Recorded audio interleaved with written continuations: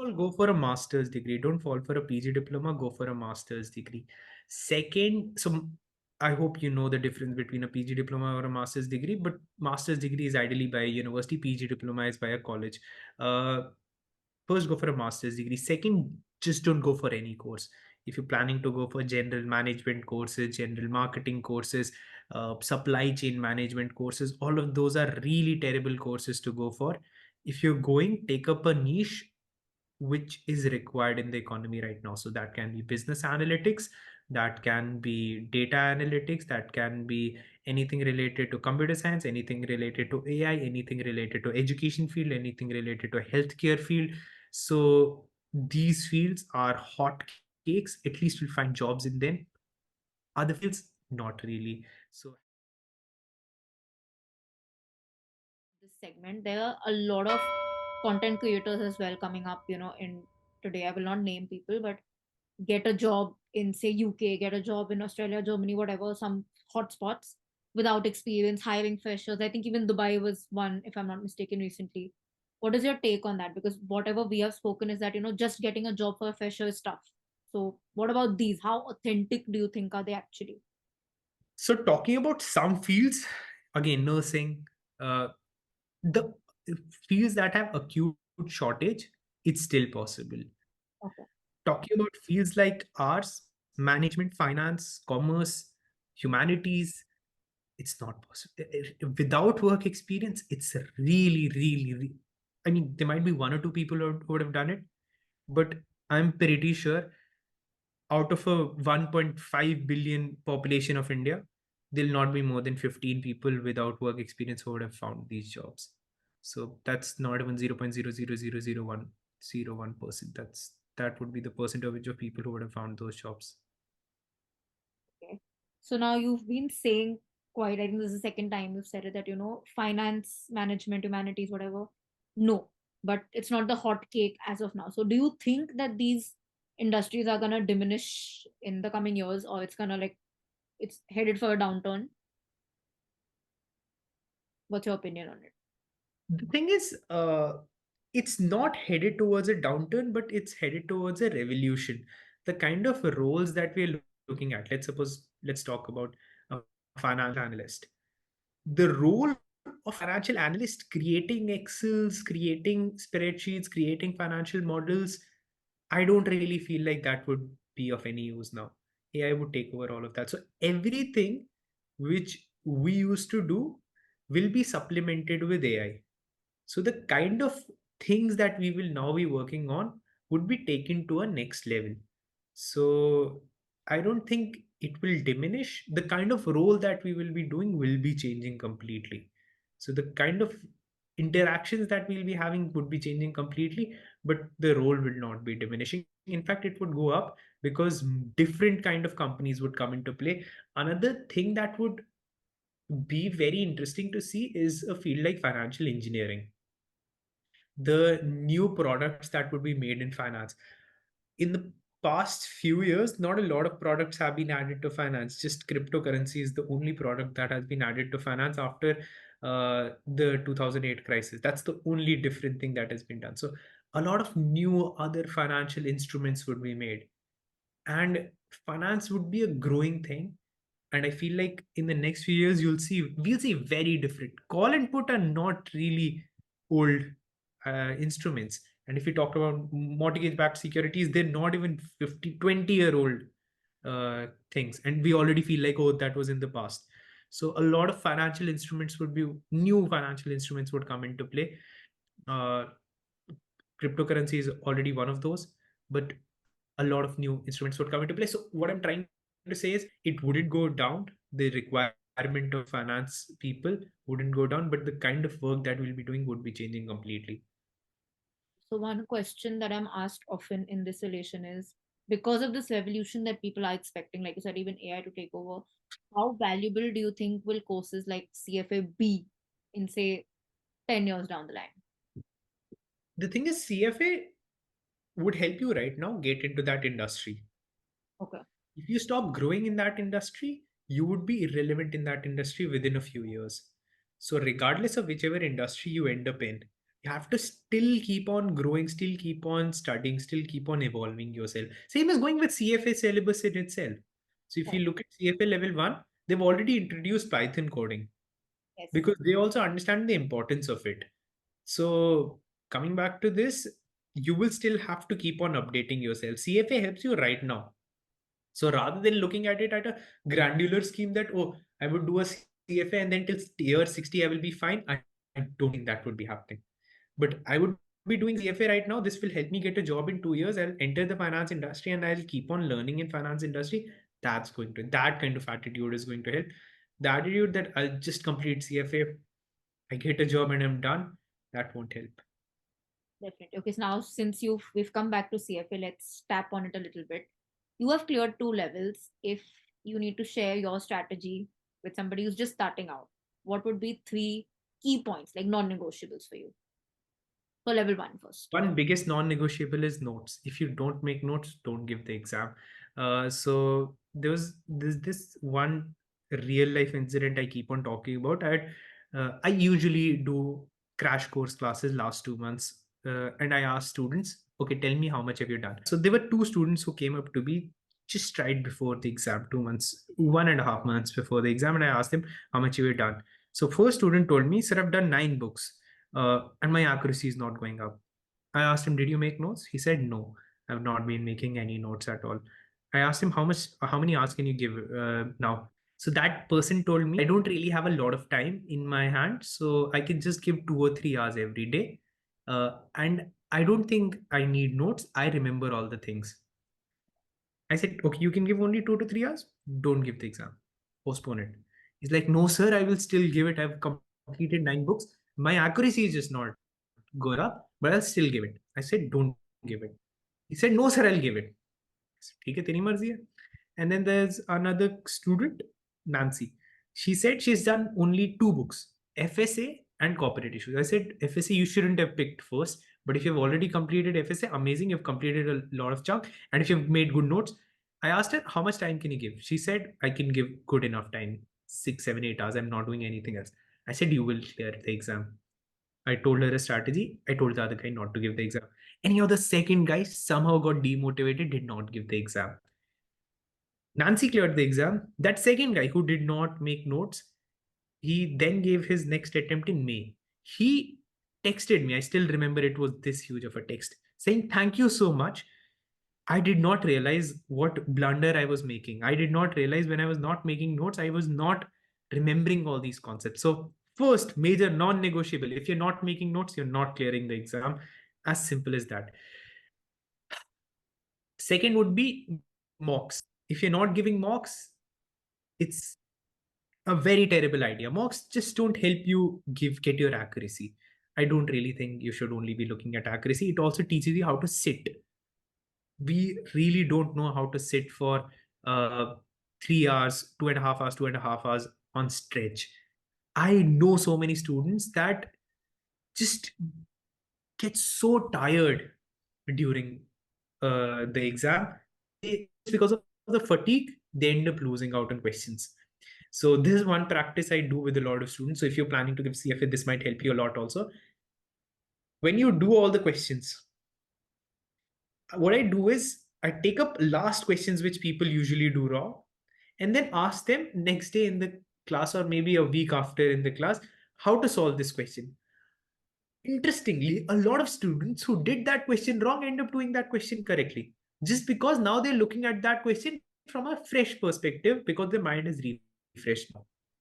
Just because they were fatigued, they were not able to connect with that concept. So mocks are very important, helping you remove this fatigue and get used to it.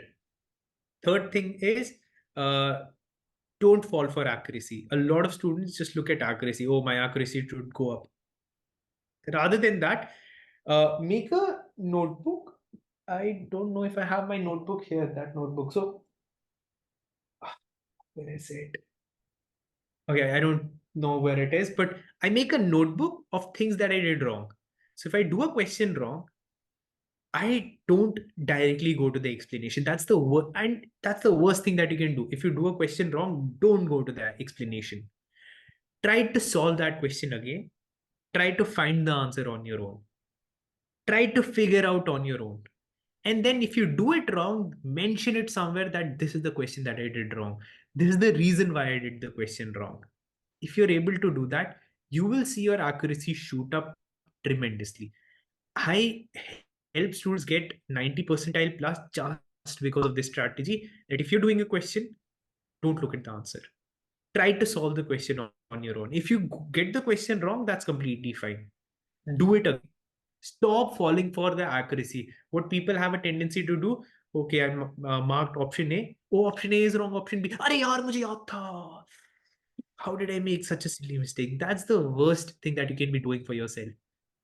Try to figure out on your own. याद था ना ठीक है, you did a question wrong.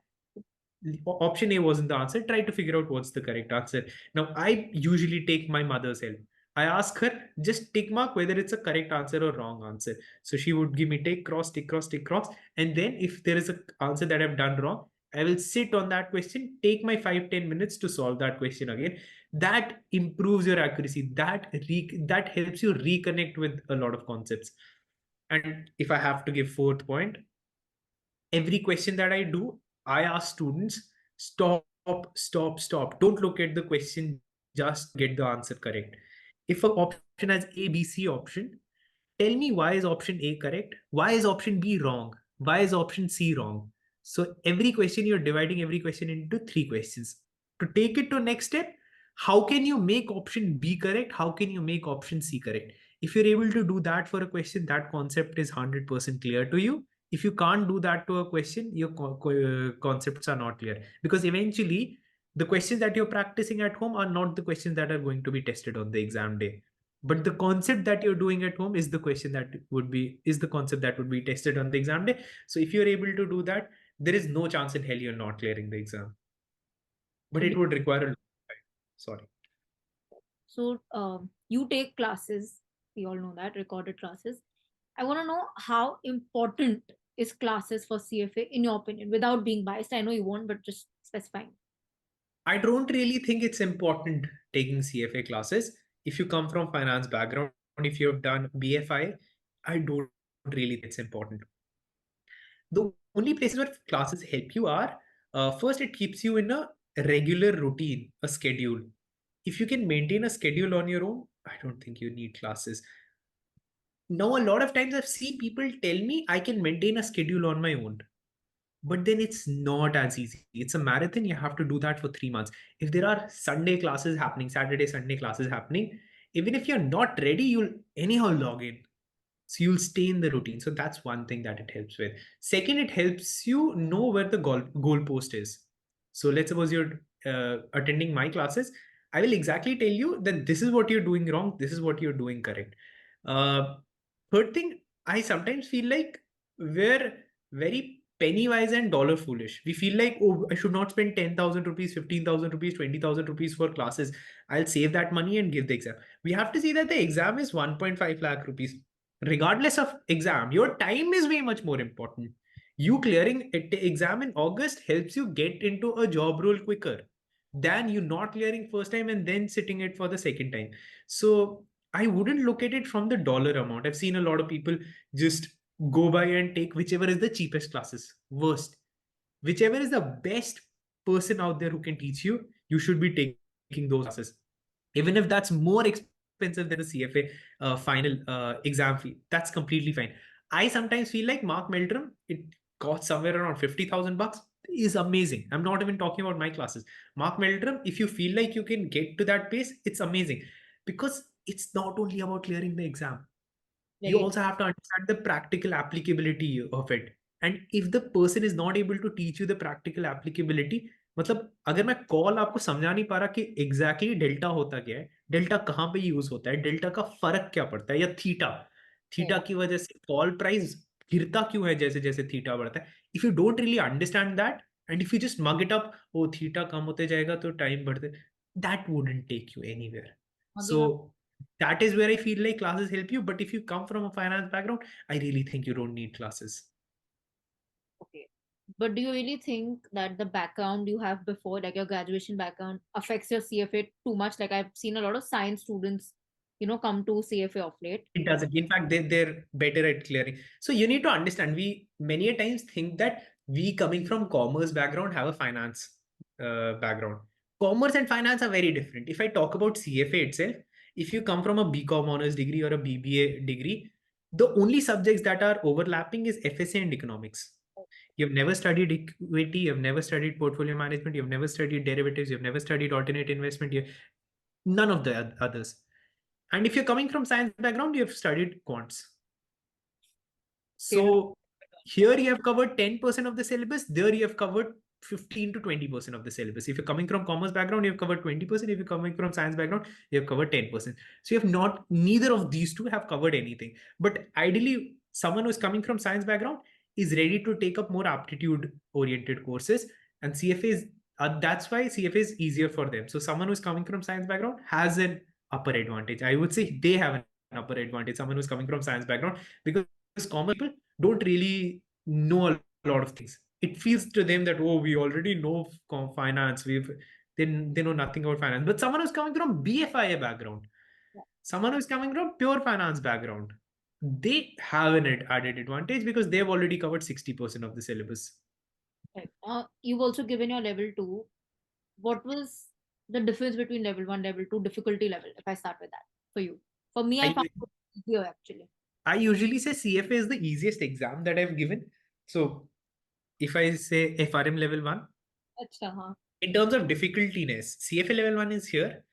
I would say FRM level 1 is here. So there's a huge difference between CFA level 1 and FRM level 1. CFA level 2 would be very close to FRM level 1, and FRM level 2 is somewhere here. So I don't really feel like CFA is difficult. The only thing is CFA is broad.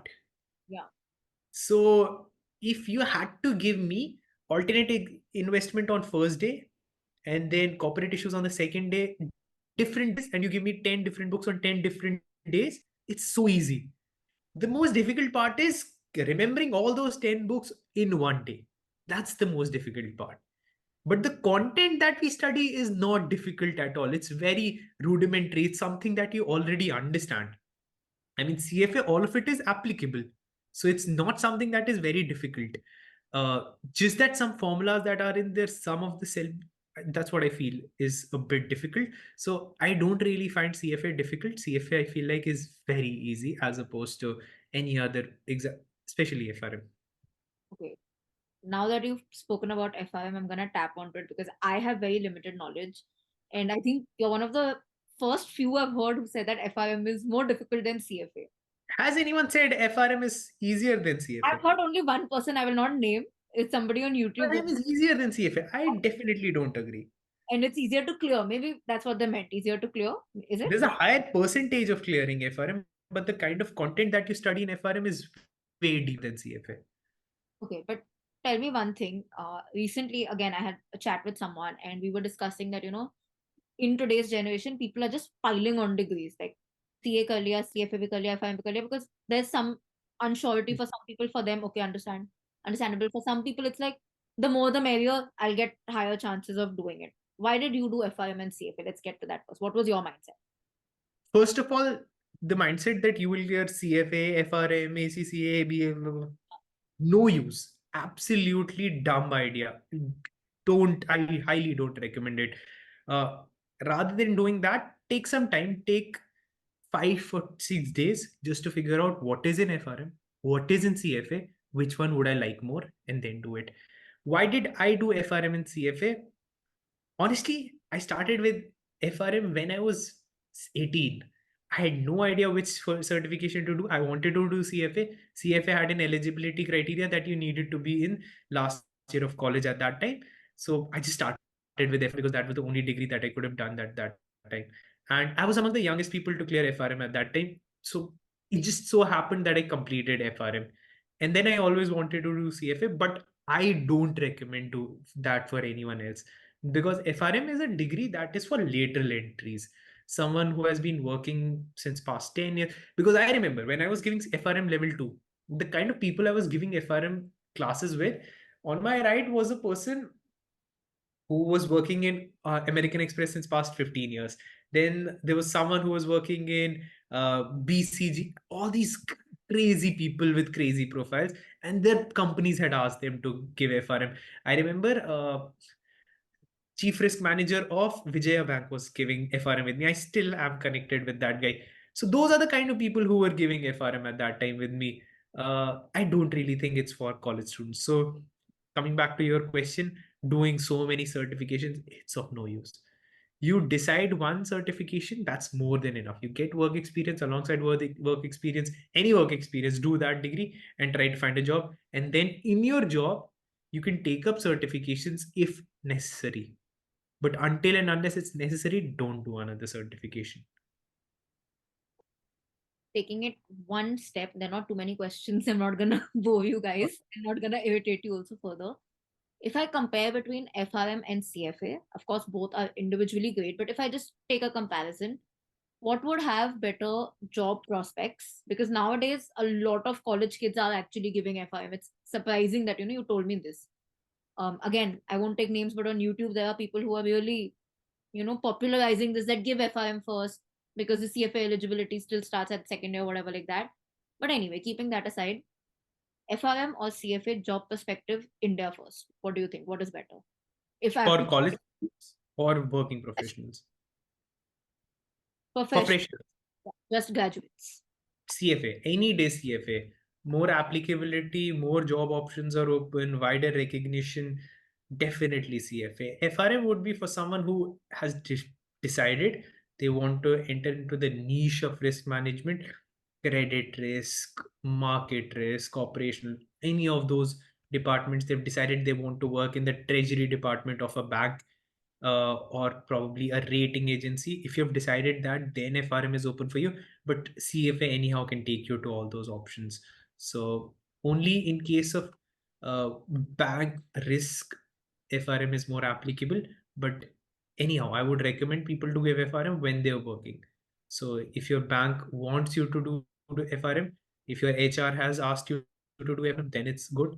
Otherwise, CFA any day. If will you be able to give us any salary ranges roughly for both? How much would an FRM and BCom student get or BCom plus CFA student get? Same job, So roughly. I'll tell you, I completed BCom honors. When I completed BCom honors, this is a very real story. I cleared FRM level 2. First offer I got 3,33,333. So Exactly 33333. Uh, this was by EY. Second offer that I got was by Tresvista. Say 6,80,000. 6,80,000 something. I don't know. And then there was one more offer by Bain for 18 lakh. Now I am same person. Name is Murad Beg, degree is same, profile is same. One company is offering me 3 lakh rupees. Other company is offering me 6.8. Another company is offering me 18. So for the same person, there is no range. Companies are hiring from 3 lakh to 18 lakh. right. So it doesn't really change anything in terms of so there is no range. Honestly, if anyone is giving you range, I feel like it's misleading you to a huge extent. Because I also remember there was one more friend of mine who had cleared CFA level FRM level 2 with me after 1 year. He did not get any jobs. Eventually, he sat for outside college placements and he ended up in KPMG at 5 lakh. But he did not get any of the college placements. And there was one more student who had just cleared FRM level 1 with me. He ended up getting the Tres Vista 6,80,000. So honestly, I don't think there is anything like this. A lot depends on how confident you are in the interview room. I know I can blow an interview room with just talking to the person because I love talking. Not really the case with other people. True. Okay, keeping this point in mind, how important do you think are soft skills, even to get a job, even to get out of India into a The university? most, the most. Soft skills are the most important. I feel like soft skills are 100 times more important than hard skills also. So if you're good at communicating, I have seen at many places where I did not even know a lot of things. I have been able to crack into those opportunities just by selling myself. And that is where I feel like doing sales is very important. I ended up doing sales for FinLadder for so many years. I'll say 2 years at least. the kind of confidence I built from that is extremely helpful for me. And I was a person who could not even speak in front of two people. So in back in class 11th, I was asked by my teacher to give a presentation. I'd never given a presentation till class 11th. And I told him, sir, please don't take my presentation. Take two assignments from me. I'll not give a presentation to take two assignments. And anyhow, the point being, he helped me a lot. My teacher at that time helped me a lot. And now I can't even emphasize how important soft skills are, especially communication. I completely agree with you on that. And I read that post actually, guys. I'll maybe link it somewhere in the description if I can find it again. I think you put it up on LinkedIn with your silver play button, if I'm not mistaken. It's that one. I did. I honestly don't remember. Wow. I was, of course, I had to go through exactly what you've done. Oh, wow. Find that post. I'll definitely link it in the description because I think it's something we all need to learn from and understand. Keeping this point in mind, soft skills we both have addressed, communication is important. How important is language?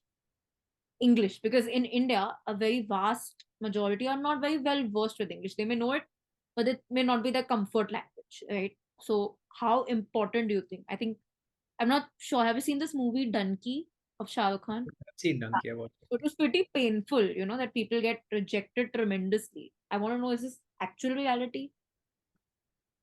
Honestly, I've never thought about it. This is the first time someone asked me this question. The more that I think about it, I feel like knowing English obviously is better. Obviously, because I remember going through this stat. What is the average median salary of India? Average salary or something like salary of Indians, and there was a difference of three times of people who speak Hindi as opposed to people who speak English. So uh, I feel like it would be very important, but I don't think I'm the perfect person to answer because I don't have a lot of data to back my answer. That's fair. So, Murad, just two more questions. We spoke about top four countries. I want to know bottom three countries that you do not recommend Indians go to and why. There are some countries which people have started uh, talking about. One is Malta, uh, other one is Georgia, and which would be the third country? I mean, any of these Eastern European countries, if someone is recommending these countries, uh, just the concept of study abroad sounds sexy. Italy is also one country I don't really recommend people moving to. Just the concept of study abroad sounds sexy, but then you should also be looking into the country that you're moving to. It's really important. Just moving abroad just for the sake of it, I don't think it's a good idea. So knowing which country you're moving to is very important. Just because there's an influencer sitting in Malta or there is a person sitting in some XYZ country which you've never heard of, uh, I don't think that's the best idea to move to that country. Like I told you, but towards the end, I want to know from you, since you've also shifted from India to abroad studying for Stanford then Oxford, how would you describe the life of an international student, an Indian student living out of it, if you had to share your experience in short, very brief? I'll tell you my experience. I was really pampered. My Same pinch. fortunate or unfortunate thing was even my bed was made by my house help. So I was really pampered. uh, Food was made, food used to be on table when I used to go down. All of that changed. Everything you have to do on your own. You have to wash your dishes on your own, wash your clothes on your own, do X, Y, Z, every chore on your own. You have to make your own food. You have to get your own groceries. If you're sick, you have to still make your own groceries. You have to look out for yourself. So it's it gives you independence, but it also teaches you a lot about yourself. Uh, since you're in this echo chamber where you're stuck in a bubble which you don't really get to move out of, once you're alone, you're literally alone. There's no one out there to help you. So being that person, you get to learn a lot about yourself, a lot about your limitations, and you also get to introspect what you like, what you don't really like. because at least I was living in such a bubble where I didn't really know a lot about myself, but I got to know a lot about myself when I was living independent. Nice, that's interesting. So I have a sister also who's an international student, so I think I can relate. Hmm. Quick question: how did FinLadder come up in your mind? How did it start? Before we, I want to know that. And also, if you could guide us and tell us exactly what FinLadder is. So I started doing finance certification. I started with uh, National Stock Exchange of India certifications. I cleared many certifications, like 5 or 6 certifications, NSE certifications. At that time, there was no one teaching finance online. Anyone who was teaching was either 50-year-old, 60-year-old person. And the kind of teaching was really like they were reading most of the times, or the kind of examples they were giving, or it just did not connect with me. So we started with a YouTube channel, completely free, teaching concepts for free. People loved it. We had a good LinkedIn presence at that time. I mean, good meant 5,000 followers each. We had 5,000 followers each, me and my co-founder.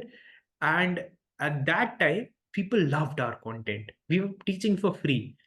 And my teaching way is like I'm talking to a brother कि भाई देख, call क्या होता है, सट्टा बाजार होता है, सट्टा बाजार मतलब ऊपर जाएगा, यहाँ से कॉल निकला है, तो I teach like this, like I am talking to my brother. People loved it at the time. So we turned it into a course. We started teaching for a National Stock Exchange of India certification of investment analysis and portfolio management. In a day, that did really well. People wanted to know more. So we started charging for it, $500, then that turned it to $1,000.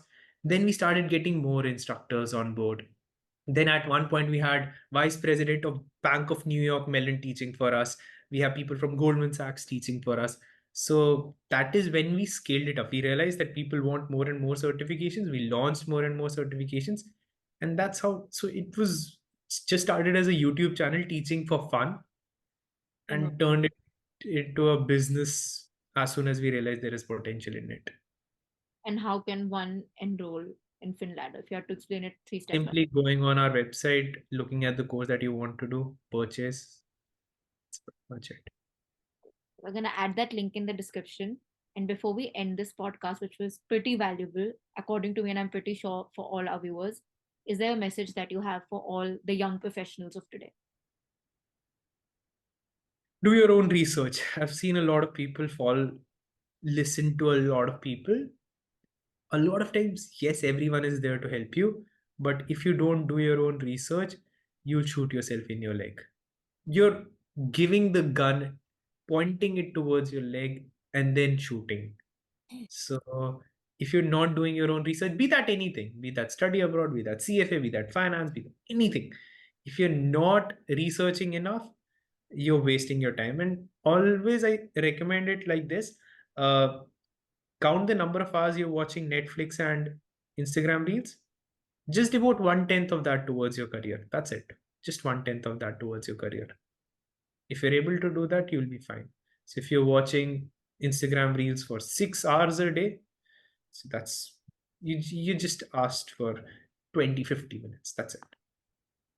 I really want Hectic. people who are watching Instagram reels for 6 hours a day and have that time. Yeah, I once ran a poll. I wanted interns who were very active on Instagram. So then I posted about it. I still have that form. I said that I'll be hiring interns who have an Instagram usage of more than 5 hours.